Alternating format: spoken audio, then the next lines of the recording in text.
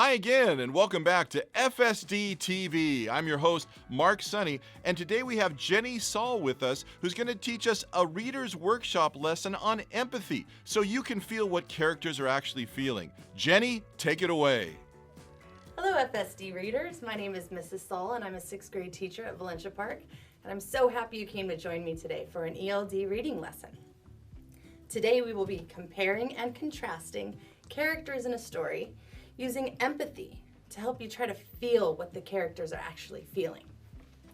Now, to do this, all you need to do is find a cozy spot to listen to a great story and an open mind to try to think and find details about what we think that the characters could be actually feeling. So, before we get started, let's discuss some vocabulary words. Gage over here is guarding our anchor chart. I made a Venn diagram to help us both compare and contrast two examples. So when we compare, we find similarities between things or character traits that are the same. So example, my earrings and my necklace are both orange. I put that in the center of the Venn diagram. And when we use the word contrast, we are finding differences between characters or things. And we look for actions or words that are not the same. So in this example, my earrings, I have two of them, but I only have one necklace. And my earrings hang on my ears, and my necklace hangs on my neck. You're doing a great job so far. Now let's see if we can take it a step further by adding empathy. So when we're trying to compare and contrast characters, empathy is a great way to do this. Empathy is the ability to understand and share in the feelings of others. So it's getting into the actual character, maybe putting on their shoes and walking around in them for a little bit. How would you feel if you were in their situation? And I drew a bunch of emotions on my anchor chart. Now this is a skill that goes way beyond simply reading a text.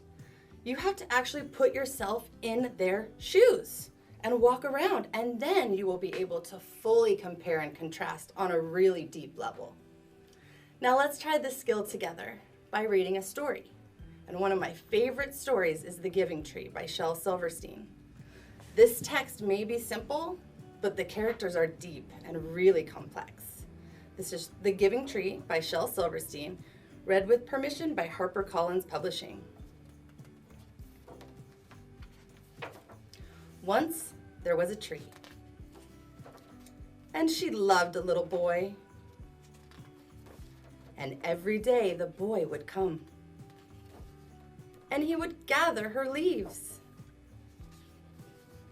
and make them into crowns and play king of the forest. He would climb up her trunk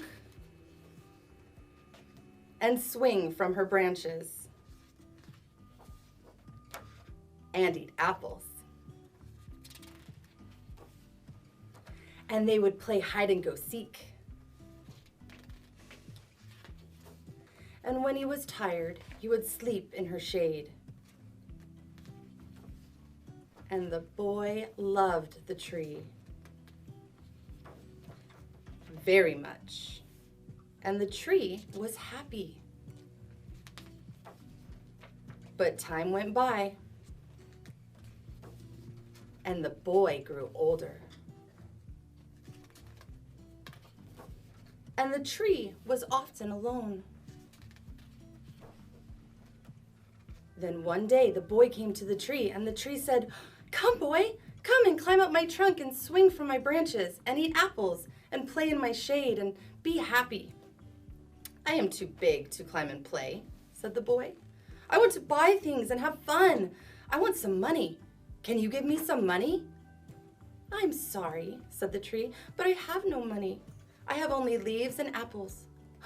"Take my apples, boy, and sell them in the city. Then you will have money and you will be happy."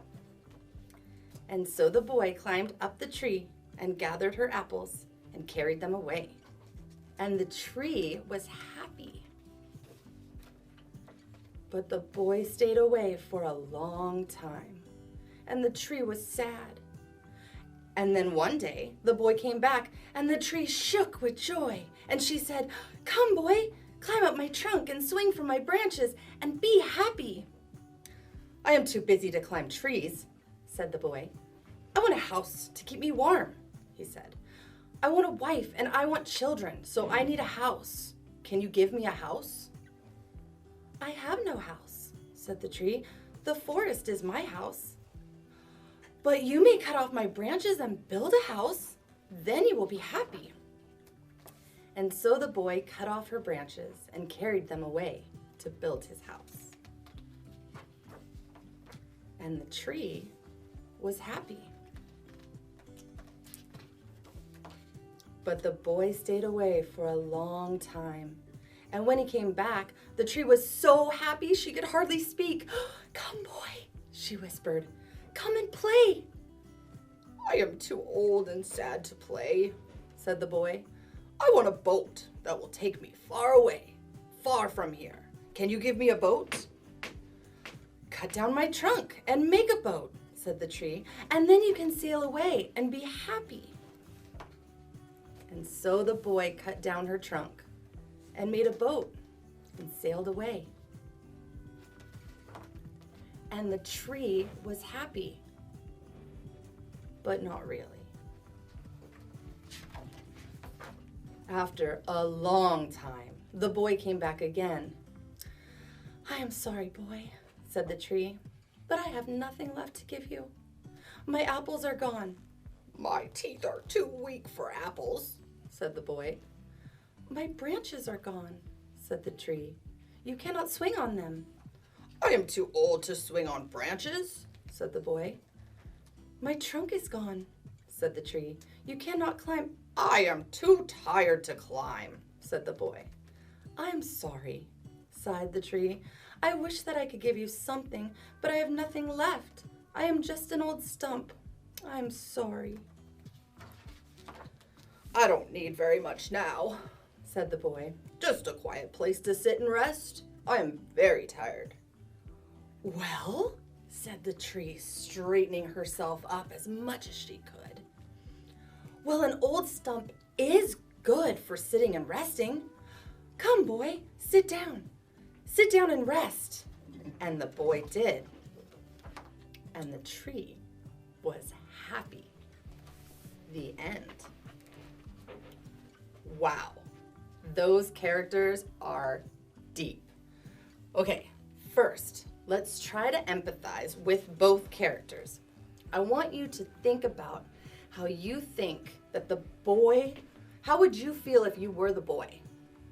In the beginning, it's clear. The boy loves having fun with the tree. It even states in the text that he loved the tree. And the boy loved the tree. Look at that heart, me plus T. So, see that heart he carved for her? The boy is longing to be happy, and he's looking for fulfillment with things.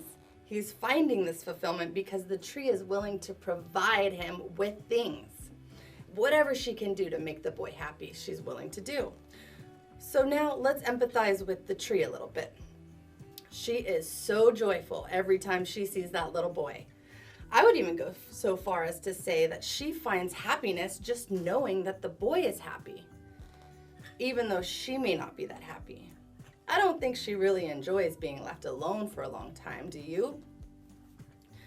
The text says that she shook with joy when she saw the boy. It seems to me that it didn't seem to matter how much time passed without visits or regardless what she had to sacrifice for the boy. She just wants to see the boy happy. It's a purely unselfish love that the tree has for the boy, and I don't know if I could do what the tree does. I'm just simply too human with self-preservation techniques. Hey, that could be a whole other way of looking at this story. Man versus nature?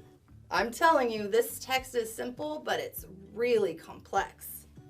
Okay, let's compare the tree and the boy now. So we are going to find things that are similar. I want you to think about, what do you think that the tree and the boy have in common? How are they the same? It looks like they both like to spend time together. They both want things in life. They both want to be happy. And I noticed in the beginning and in the end, they were both happy together. Interesting. Now let's think about some contrasting ideas. So let's look at how they're different. The boy just wants things in his life. He has all these aspirations and goals. And the tree just wants the boy to be happy, and she wants to be happy herself.